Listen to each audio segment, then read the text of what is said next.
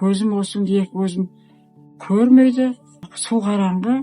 Бұл апамыз өзінің көзінің көрмей қалғанын мүлдем байқамаған. Тек бір күні огородта шөп жұлып отырған кезде жел соғып көзіне қоқым түседі.